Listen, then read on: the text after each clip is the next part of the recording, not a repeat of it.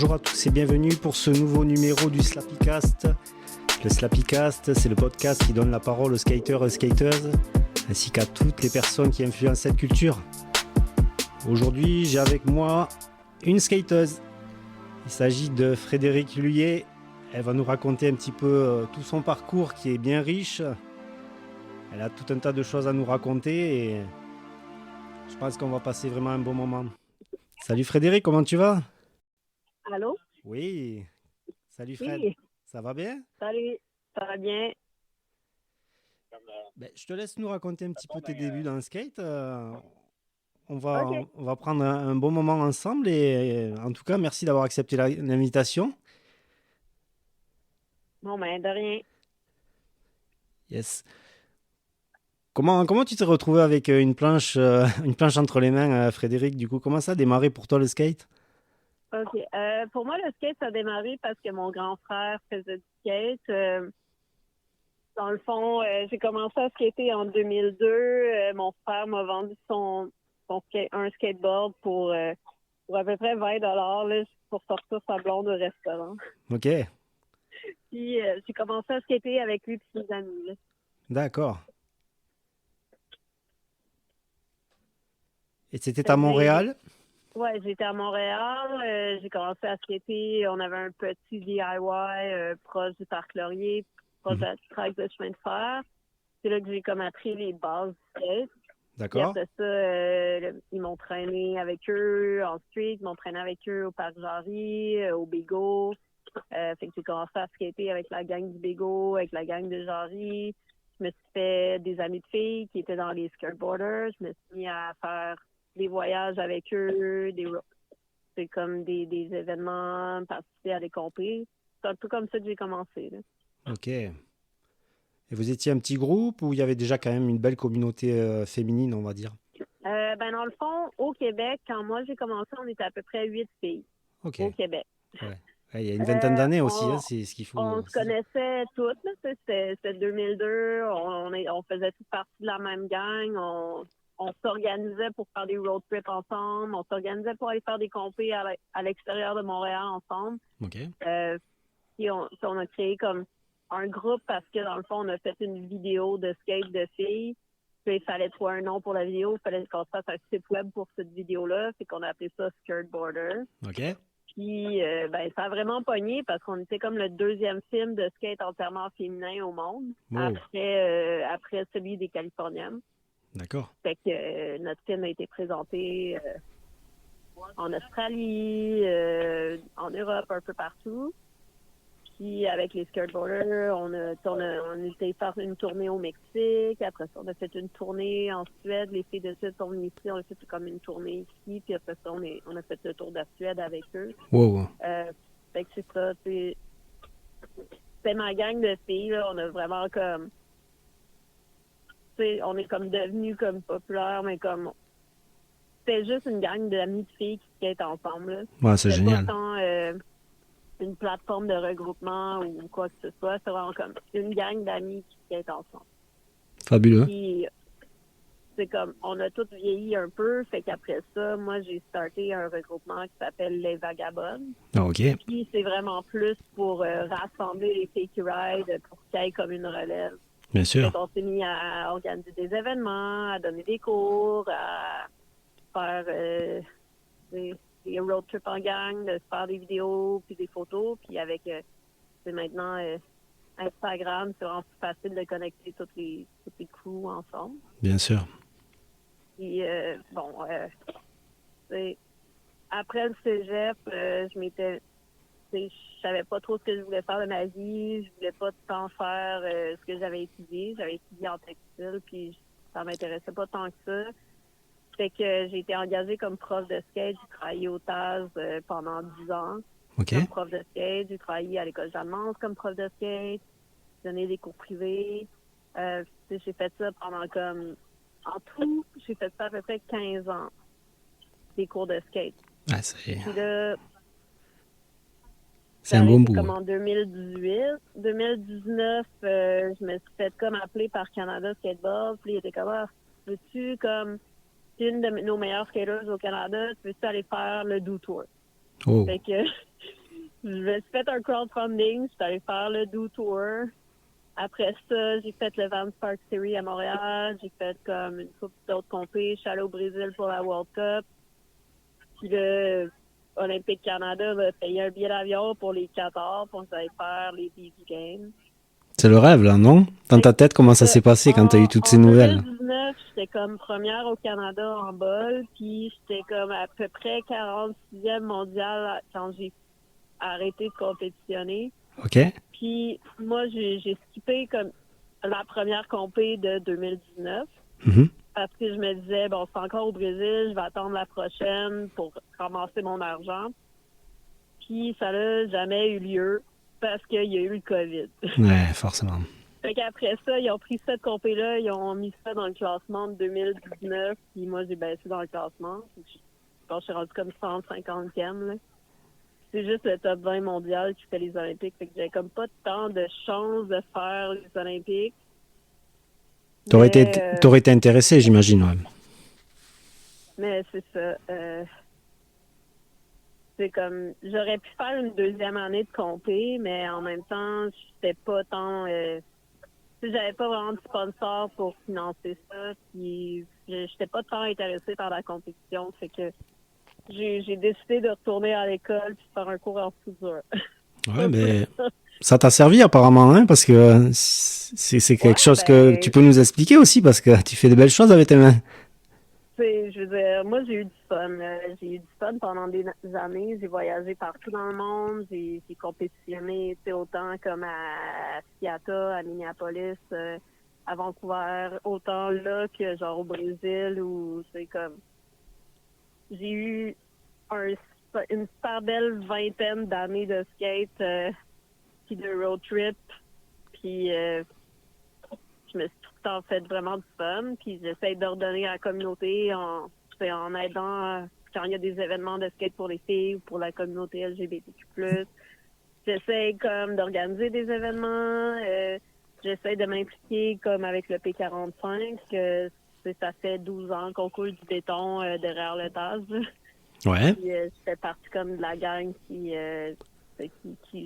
s'occupe du projet pas mal, là, faire les coffrages, l'entretien, tout ça. Fait que, Ça, t'as appris ça au fur et à mesure ou c'est des gens qui t'ont montré comment ça se passe? Ben, en fait, comme la première année qu'on a fait des rampes au P45, personne ne savait vraiment ce qu'il faisait à part un gars, Éric Meunier. Lui, il travaillait déjà pour des compagnies qui coulaient des skateparks. OK. Puis, il savait déjà comme comment faire les transitions, tout ça. Fait comme, c'est lui qui nous a tout montré. Donc ça, c'est vraiment un DIY, hein? Ouais, c'est un DIY qui est comme derrière le TAS. Ça s'appelle Projet 45. OK. Puis, c'est ça fait, je pense, 13 ans qu'on coule du béton là-bas. Quand même. Là, des 2 dernières années, depuis le COVID, on a pas mal calmé parce qu'on ne pouvait pas vraiment faire d'événements. C'était plus compliqué. Éventuellement, on va recommencer à faire un peu plus comme de travail sur le projet, là. Mais là, c'est ça, c'est quand même un très gros DIY. On a un jardin, on a comme le skatepark. C'est un beau spot, tu sais. Ouais, j'ai vu ça en photo, ça donne vraiment envie. Fait que c'est ça, tu sais, comme... J'essaie de m'impliquer un peu dans tout. J'essaie de garder le skate le fun, là, depuis que j'ai arrêté de faire les grosses compés, comme... Tu sais, il y a eu la pandémie, puis c'était plus difficile d'aller dans les skateparks. Fait que je me suis mis à faire vraiment plus de street. Parce que moi, j'ai tout le temps été une fille de bol puis de rampe. Là. Ouais, ça, je voulais qu'on appuie là-dessus parce que c'est vraiment ta spécialité, quoi. Toi, t'aimes la courbe, hein? Moi, j'étais vraiment plus quelqu'un qui faisait du bol puis de la rampe. Ouais. Puis en 2019, avec la pandémie, on pouvait pas aller dans les skateparks. Je me suis mis à faire plus de street avec ma gang de planches collectives puis des vagabonds. Yes. Qui sont comme 2 regroupements de skate un peu hors norme. Là. OK. Puis on a eu l'été passé, on avait 2 projets de vidéos de skate. Fait qu'on a filmé street tout l'été. Je me suis mis à retrouver le plaisir de skater sans compétitionner. Là. Ben, ça fait du bien des fois, je crois. Fait que ça fait du bien. Puis c'est ça, là, cette année, je me suis blessée cet hiver. Fait que là, comme je viens juste de recommencer à rider. Fait que là, je me remets dedans. Puis J'enseigne le skate dans des événements, je vais coacher des compétitions, je vais genre animer des compétitions, juger des compétitions. J'essaie comme de laisser un peu ma place à la relève. Ouais, mais t'es très active, hein, c'est Ouais. beau, quoi. T'es toujours dans le skate, hein, qu'on le veuille ou non. Ouais. T'es Mais en pas... même temps, c'est parce que si tu le fais pas, personne le fait. Tu sais, comme moi, je me Exactement. suis mis à faire de la photo de skate pour les filles parce qu'il n'y avait pas de photographe qui prenait des photos de skate de filles.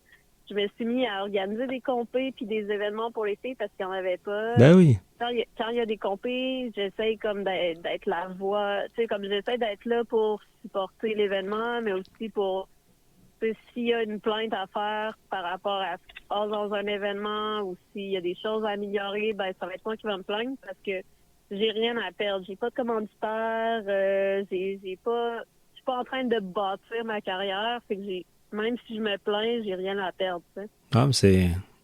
Puis ben comme je suis dans une position où j'ai plus rien à prouver, puis je suis quand même je suis là pour avoir du fun, puis pour supporter le monde, puis pour qu'il y ait plus de filles qui ride, puis c'est ça. Fait que pour que ça se passe, ben, j'organise des événements, j'aide dans des événements, j'essaie de supporter tout ce que je peux supporter, là.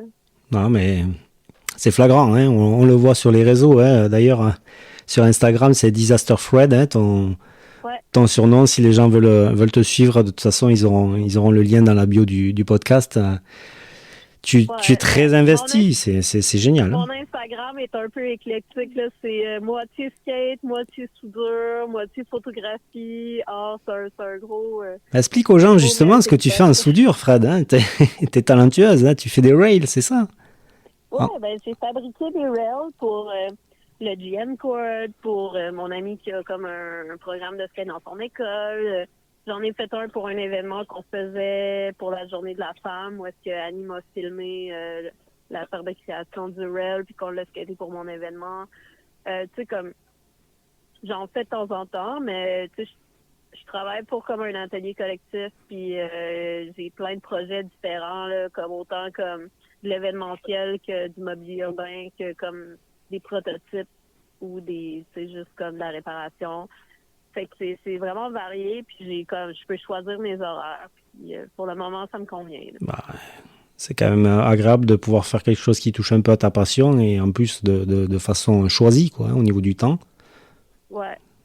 Je me dis comme que tu sais, un moment donné, comme être prof de skate, c'est super intéressant. Moi, j'ai aimé ça pendant comme 15 ans, là, mais c'est pas quelque chose qui paye beaucoup. Si je veux avoir une retraite, fait que j'aille vers d'autres choses, là. Je comprends. Je suis pas tant quelqu'un qui a comme la fibre entrepreneur, là. Je vais pas me partir ma propre compagnie puis aller donner des cours partout. Mhm. J'ai des amis qui font ça, puis il faut vraiment que tu gères des clients, tu approches des villes. Il faut avoir un réseau, hein. Puis, tu sais, il faut vouloir être entrepreneur, tu sais. Moi, Mhm. c'est pas tant ça. J'aime bien ça travailler pour quelqu'un, faire du 9 à 5, on va dire, là. Ouais. C'est que quand je pars de la job, j'ai plus vraiment à y penser jusqu'à ce que j'y retourne le lendemain. Puis ça me laisse de la liberté parce que c'est comme avec l'atelier pour lequel je travaille, c'est pas comme du 9 à 5. C'est tous des petits contrats, puis je peux dire oui ou non, puis des fois, quand je fais dire, c'est pas, tu sais, cette semaine, j'ai trop d'événements de skate, fait que je peux te le faire la semaine prochaine. Tu sais, je suis capable de dire, OK, cette semaine, je pars en voyage, puis ça leur dérange pas trop, là. Ils sont vraiment friendly sur ce lifestyle-là. Mon boss, puis il y a plein de monde dans l'atelier qui font du skate ou des sports extrêmes, puis tu sais, comme l'escalade, toutes sortes d'affaires. Fait qu'eux aussi, tu sais, c'est des gars qui veulent pouvoir voyager puis avoir du fun, là, pas juste travailler. C'est une bonne place, ça. Ça donne envie en tout cas. Ouais. Au niveau des sponsors, est-ce que tu as été sponsorisé, tu disais, Ben, pendant tes compétitions? Comment ça se passait? Ouais. Dans le passé, tu sais, j'ai eu des stuns. J'ai ridé pour le En équilibre. Après ça, j'ai ridé pour le Adrénaline. Ok. Après ça, j'ai ridé pour le Roll-In.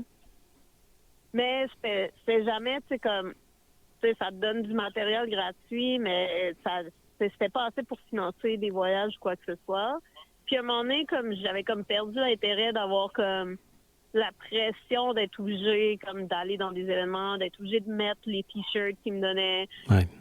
Puis à un moment donné, j'ai juste arrêté d'avoir des sponsors, ça m'intéressait plus.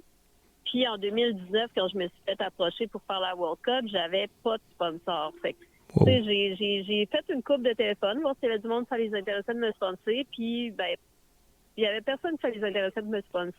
C'est fou, Puis ça. j'avais la liberté de me financer moi-même, puis de pouvoir comme voir ça comme des road trips, puis une expérience.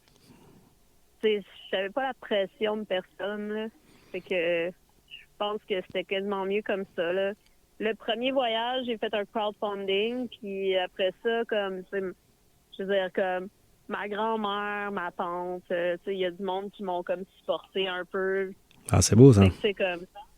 Mais, tu sais, c'est ça, là, j'avais pas vraiment de sponsor, là.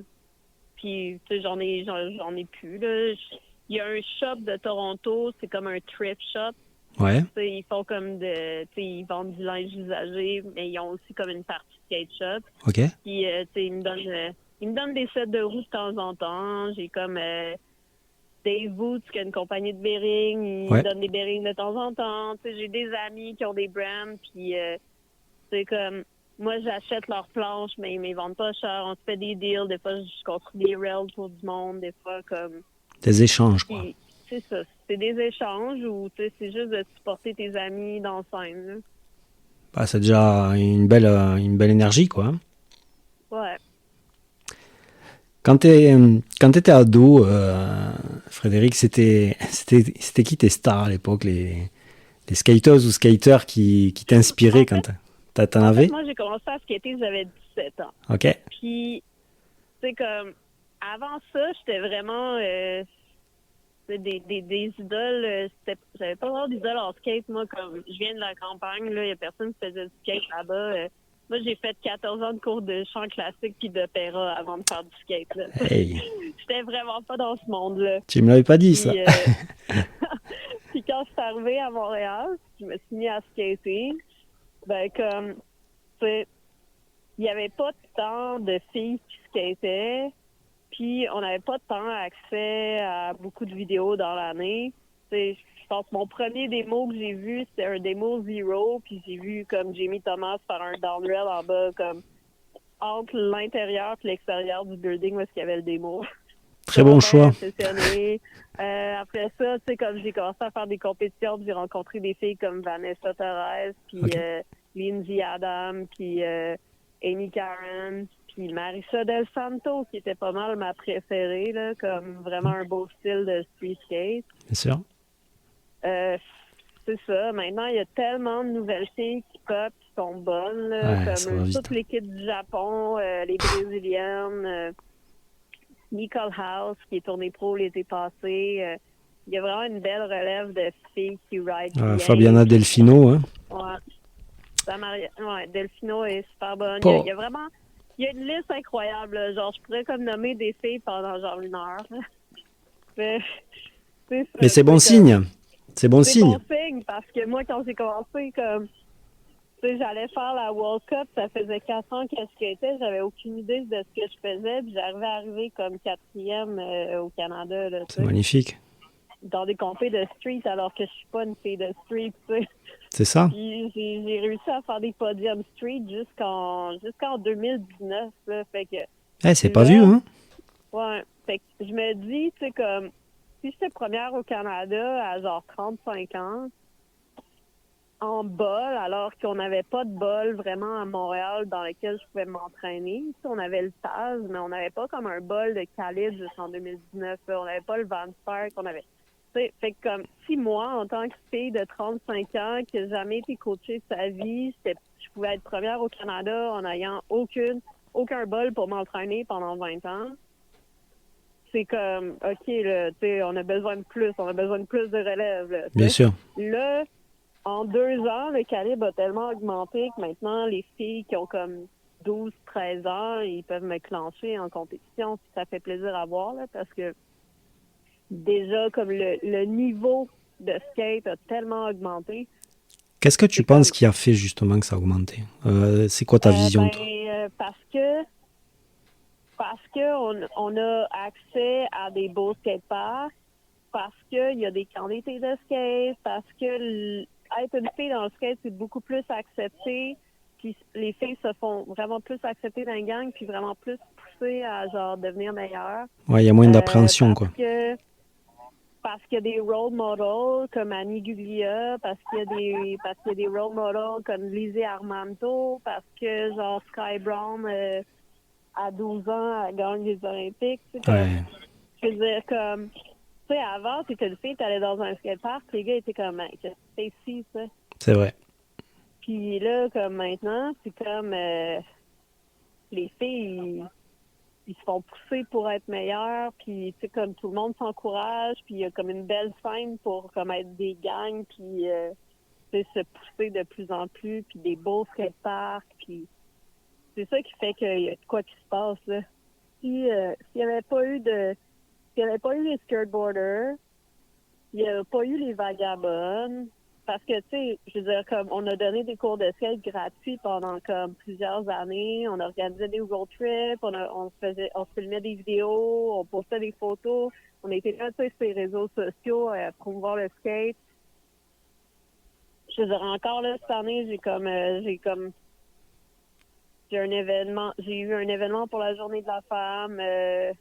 J'ai comme un événement au Parc Contique le 1er juillet. Tu sais, comme on donne des cours gratuits aux filles. Si on fait pas ça, il n'y a rien qui va se passer. C'est comme... Forcément. Tout le monde met la main à la pâte. Puis je veux dire, comme... Moi, il y a un groupe avec qui skate beaucoup, c'est Planche Collective. Ouais. Puis eux, leur créneau, c'est vraiment plus LGBTQ+, puis BIPOC, là, les femmes noires, les Asiatiques, tu sais, les skaters non traditionnels qu'on voit moins dans les médias sociaux, qu'on voit moins... Underground, quoi. Ouais, fait que, tu sais, ils organisent des événements tous les dimanches à Van Horn. Moi, je vais là-bas, je donne mes cours, tout le monde se rassemble, ils skatent ensemble, ils s'améliorent. Comme j'organise des événements avec les vagabonds où est-ce que genre on fait des jam sessions, des gros rassemblements. L'été passé, j'ai fait un événement au Vans Park, puis on a eu 150 filles qui sont venues. Il y a des filles d'Ottawa qui sont venues en bus. Tu sais, comme c'est ça, là, je veux dire. Ah, 150, ça fait une belle communauté, oui. Toute ma gang d'amis, on s'occupe des deux gros regroupements de Montréal, mais il y a des filles qui ont des regroupements dans le coin de Québec, il y a des filles qui ont des regroupements à Ottawa, à Toronto. Fait que toutes ces filles-là, tu sais, comme ils organisent des trucs toutes les semaines, des rassemblements, ils vont skater ensemble. C'est ça qui fait que la scène, elle se développe, puis elle devient meilleure, puis... moi, je te cache pas, personnellement, je me régale à regarder les filles skater maintenant. C'est... Ouais. Il y a du niveau, vraiment, il y a du niveau. On a beaucoup de travail, tu sais, comme... Maintenant, tu sais, il y a des compés, puis les cash prizes sont égaux pour les hommes puis pour les femmes.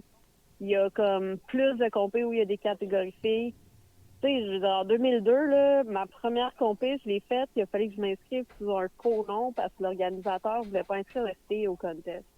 Tu sais, mon team manager m'a inscrit, puis là, ils ont dit, c'est une fille, puis là, ils ont dit, non, on n'a pas de catégorie fille. Puis j'étais comme, ouais, mais on va le faire avec les gars, puis comme, non, on n'a pas de filles dans le contest. Puis là, ils ont nommé un autre rider, puis ils m'ont amené au contest, ils ont dit, ben, quand ils nomment Alex, c'est toi qui te pointes sa rampe, tu sais. Mais non. Fait que je l'ai fait pareil, puis après ça, il y aurait eu de l'air fou si je l'avais pas fait, tu sais. Fait qu'ils m'ont laissé rider.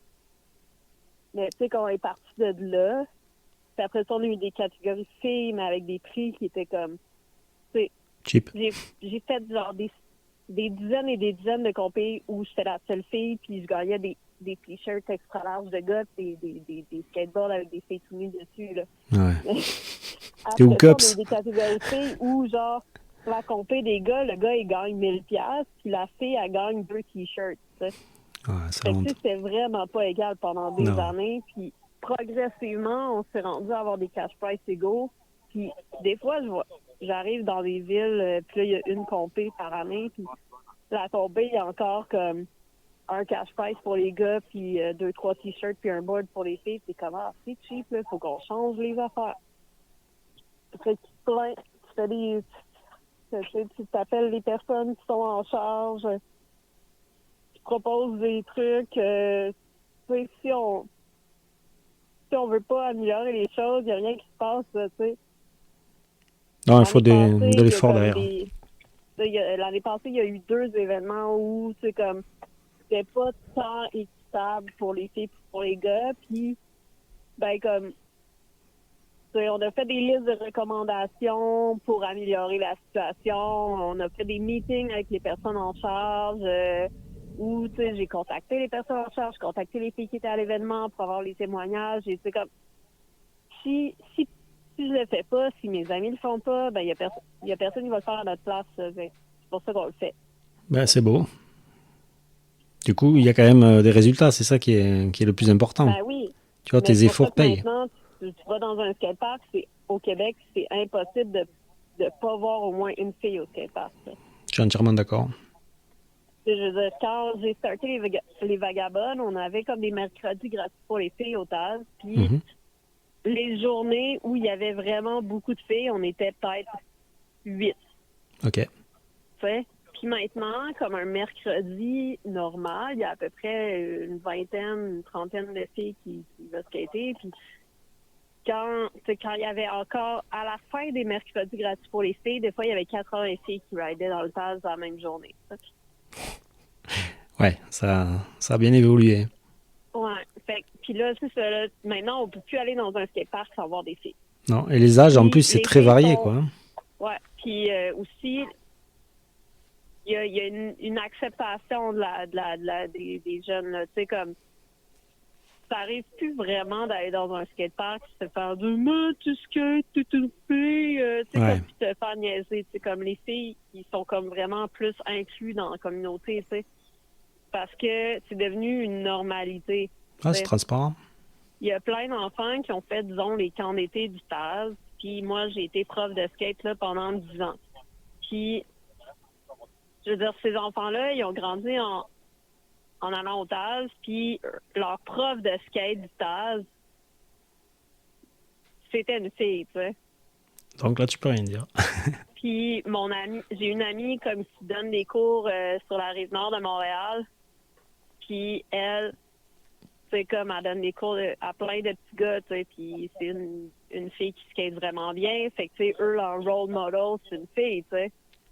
Fait que toutes ces affaires-là, ça rentre comme dans l'imaginaire, dans la tête des jeunes. Puis là, ils font comme, tu sais, des filles qui skate, c'est cool, tu sais. Ouais, il n'y a pas d'a priori à avoir. Hein. Fait que comme de plus en plus, il y en a, puis de plus en plus, il y a comme un respect entre les riders, puis la communauté qui se diversifie, puis comme la scène devient juste comme plus grosse, plus intéressante, puis plus créative, puis c'est le fun à voir. Là. Bah oui. Toi, tu as vu la vraie évolution, parce que comme tu disais au début, il y avait vraiment peu de filles, et là on n'est pas moitié-moitié, mais il y a quand même une belle communauté, quoi. Ça, c'est flagrant. Hein. Non, c'est ça. Il y a vraiment une belle communauté, puis comme, là, je suis au P45 en ce moment, puis il y a comme pas beaucoup de monde qui ride, mais tout à l'heure, il y avait genre 2 petites filles, puis aujourd'hui, j'ai vu 1, 2, 3, 4, 5. J'ai vu 6 femmes adultes faire du skate plus 2 petites filles au P45. OK.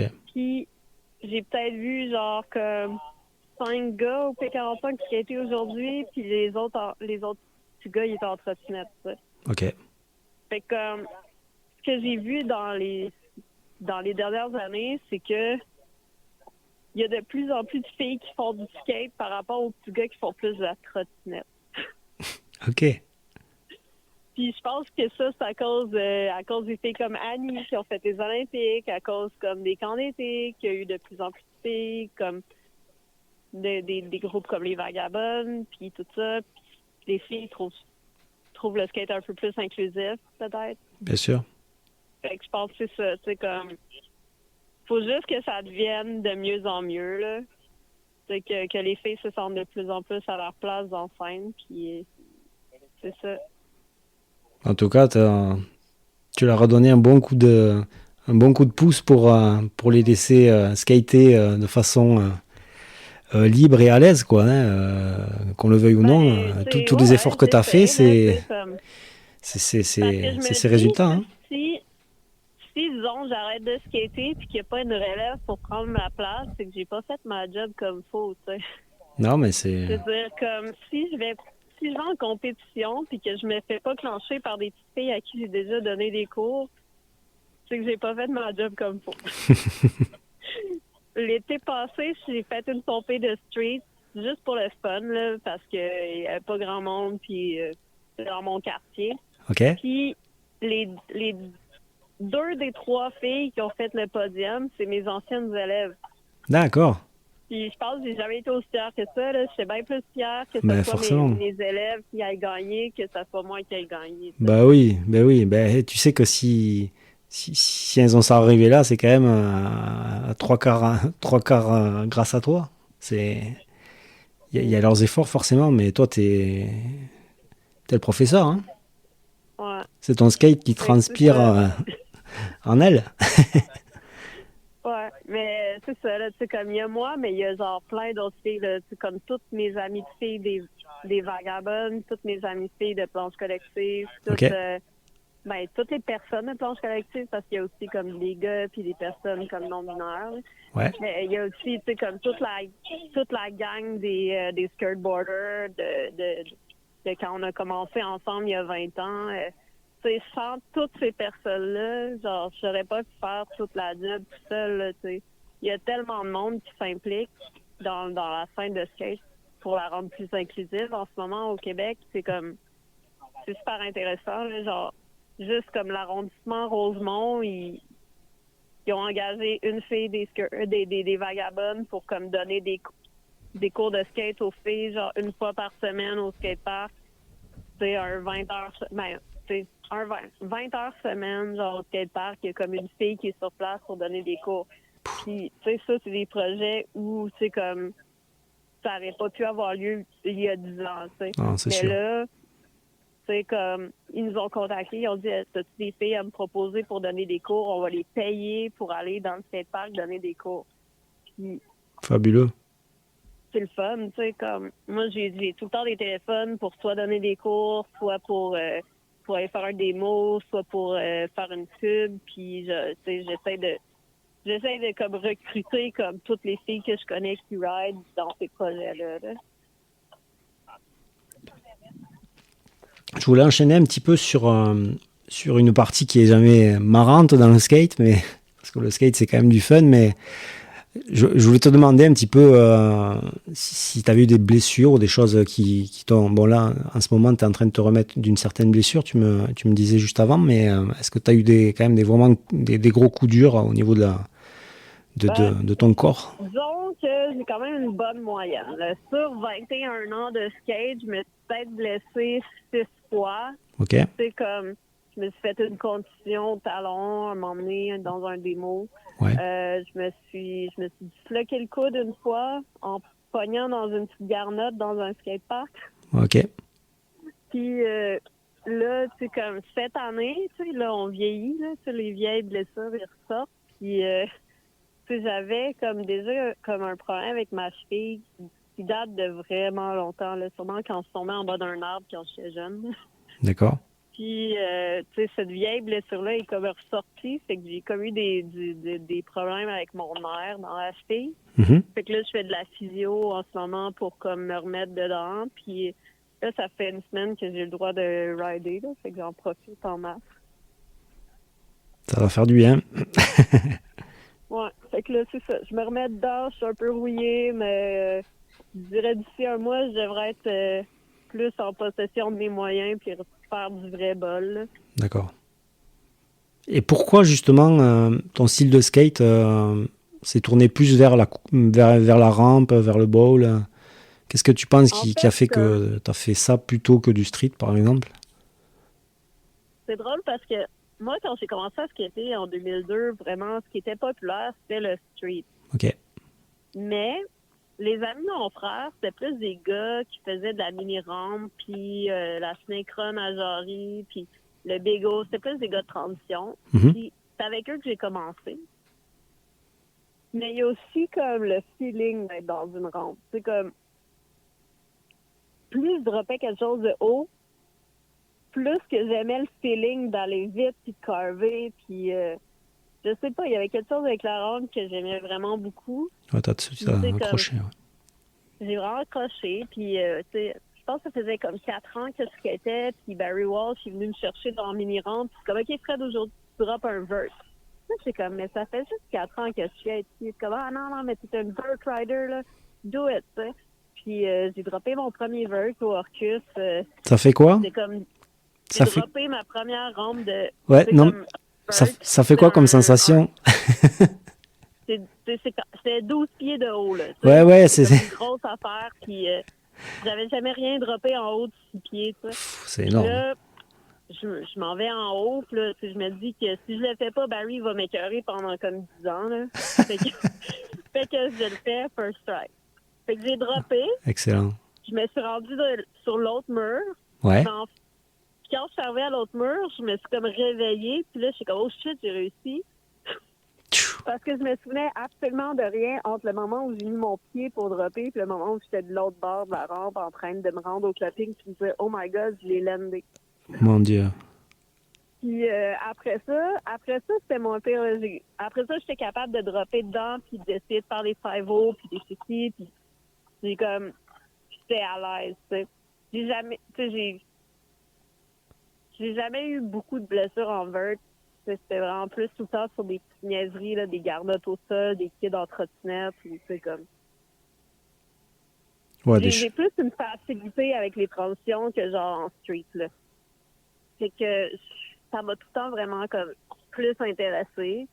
Ça m'a permis comme... Parce que ça m'intéressait beaucoup, ben je me suis mis à voyager plus, aller en Californie, aller comme dans le Maine, aller comme au Colorado, d'aller comme... je suis allée un peu partout, skater des transitions, skater des DIY. Ça m'a intéressée au DIY. Je me suis mis à participer à celui qu'on avait à Montréal. Puis, c'est quelque chose de communautaire, là. Tu sais, tout le monde met la main à part, tout le monde construit ensemble quelque chose. Puis tu construis quelque chose, puis tu veux le rider après. C'est comme... On dirait qu'il y a comme le 3 dimensions, là, que tu sais, tu le fabriques puis tu le skates, qui est comme vraiment intéressant. Ouais, et puis tu vois les étapes, quoi. Je veux dire, c'est ton projet à toi. Ouais. C'est ça qui est... comme on est une bonne quinzaine de personnes là, à travailler sur ce projet-là. Je suis pas toute seule. Je suis pas en charge. Tu sais, comme moi, j'aide beaucoup pour les coffrages, puis le rebar, puis je suis là pour les couler, puis je fais passer le balai, mais tu sais, comme il y a du monde qui gère, disons, les relations avec le TAS, qui planifie les coulées de béton, les budgets, tu sais. Fait comme, tu sais, on est une bonne gang, puis tout le monde fait ce qu'il est capable de faire sans, tu sais, bon à faire, là. Fait que ça, c'est super intéressant. Mais comme, c'est ça, là, tu sais, comme j'ai toujours été une fille de street, puis des dernières années, après avoir fait 1 an de compétition où, genre, j'étais en voyage à toutes les 3 semaines, puis je compétitionnais à toutes les 4 semaines, disons que j'ai eu comme une écœurantite un peu comme de la compé. Puis, quand j'arrivais dans un bas, j'avais l'impression d'avoir tout le temps un peu la pression de performer. Tu sais, tout le monde... À chaque fois que j'arrivais dans un bas, il y avait quelqu'un qui disait « Ah, t'es vraiment bonne, je peux te prendre en photo, je peux te filmer. » Fait que, tu sais, comme... C'est un peu comme tannée de la pression, puis je voulais skater pour le fun, puis j'ai eu l'opportunité d'aller skater street avec les amis, faire de la photo, de promener dans la rue, puis personne n'avait vraiment une attente que je sois bonne parce que je suis pas une fille de street. Fait que ça m'a rendu service, ça m'a complètement enlevé la pression de performer. Puis je me suis mis juste à aller dans le street, faire des petits trucs pour le fun, puis m'amuser, là.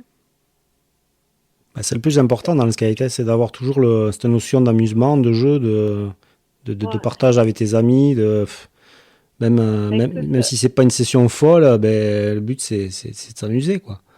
Ouais.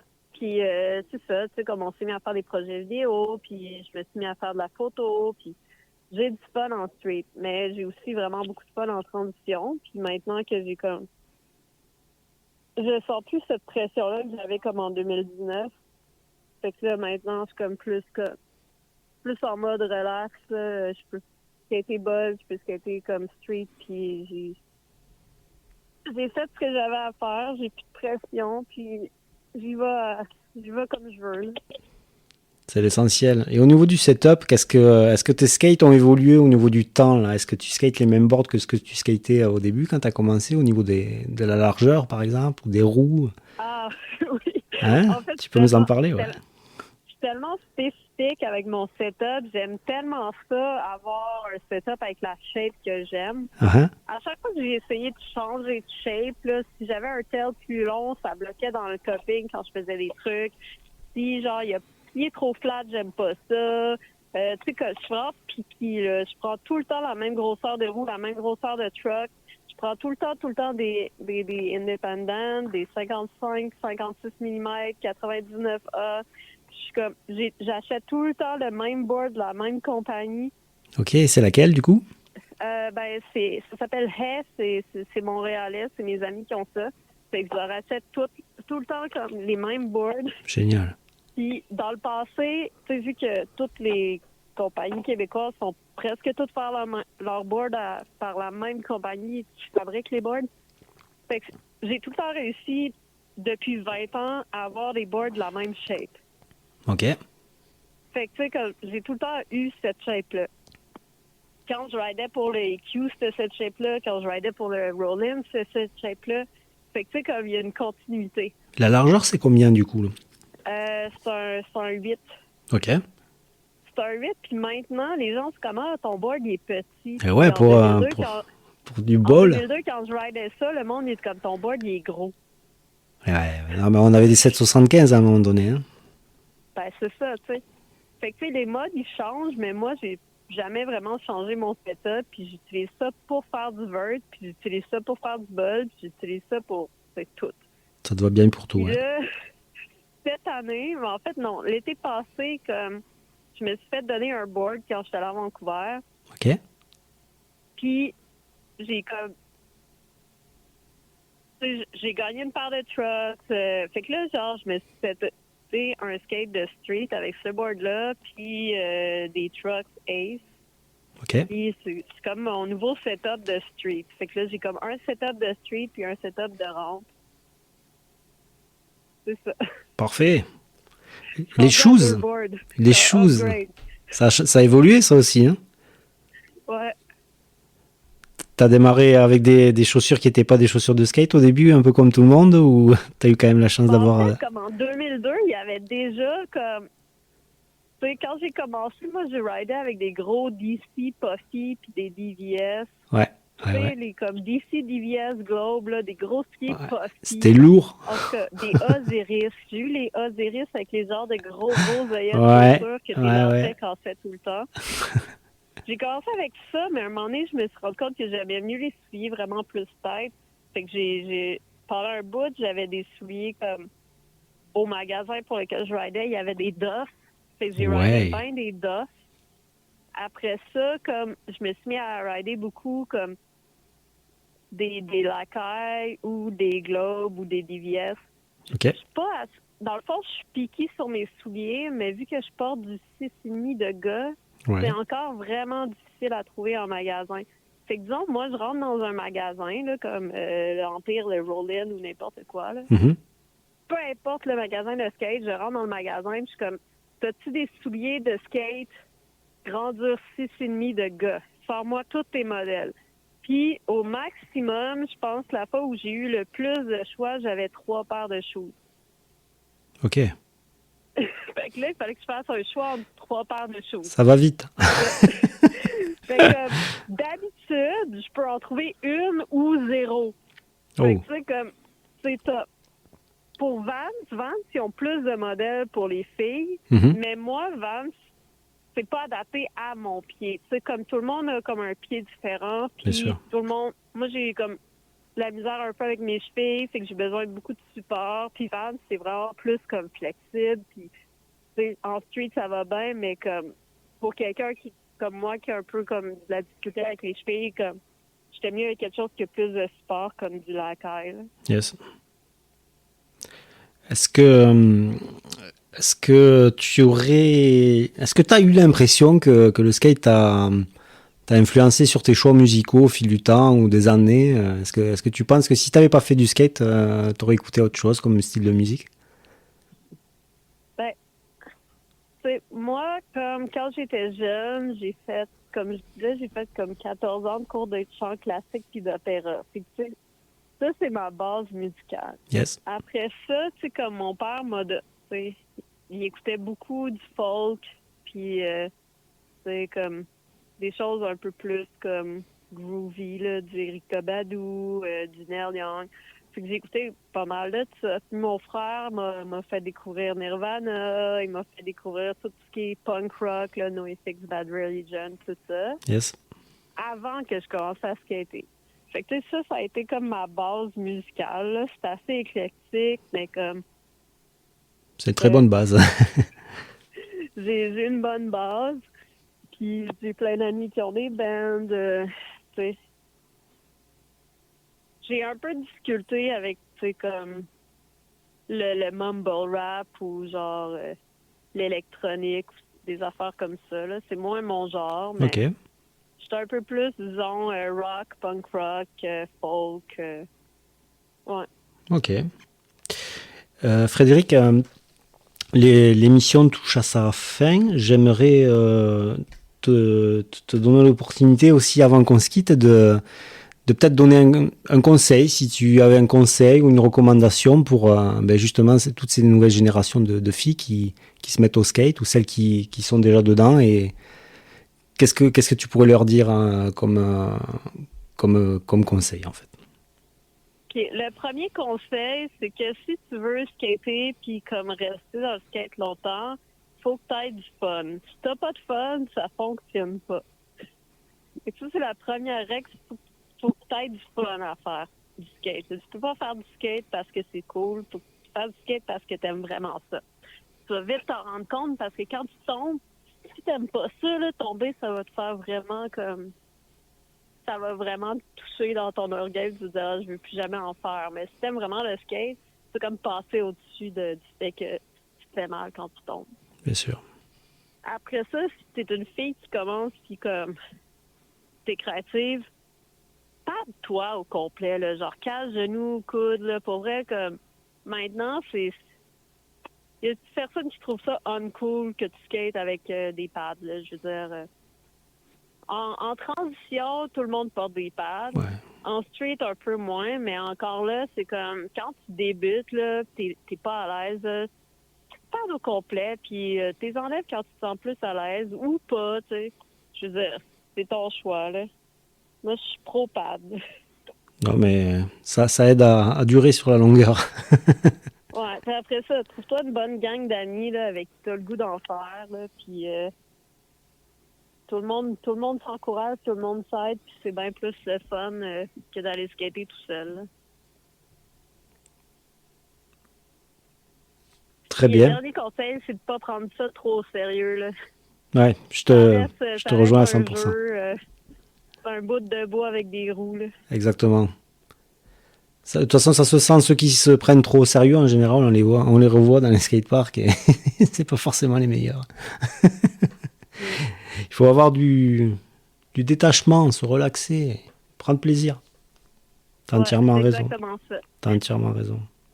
En tout cas, merci beaucoup Frédéric d'avoir pris le temps de nous expliquer toutes ces belles anecdotes et ces beaux moments et cette transmission que tu donnes à toutes ces filles du côté de Montréal. Merci encore à toi d'avoir participé au Slappycast. C'était vraiment un très bon moment. J'espère que les auditeurs auront été nombreux à aimer ce podcast-là. Je vous invite aussi à aller retrouver Fred sur son réseau social qui est Instagram, entre autres, Disaster Fred.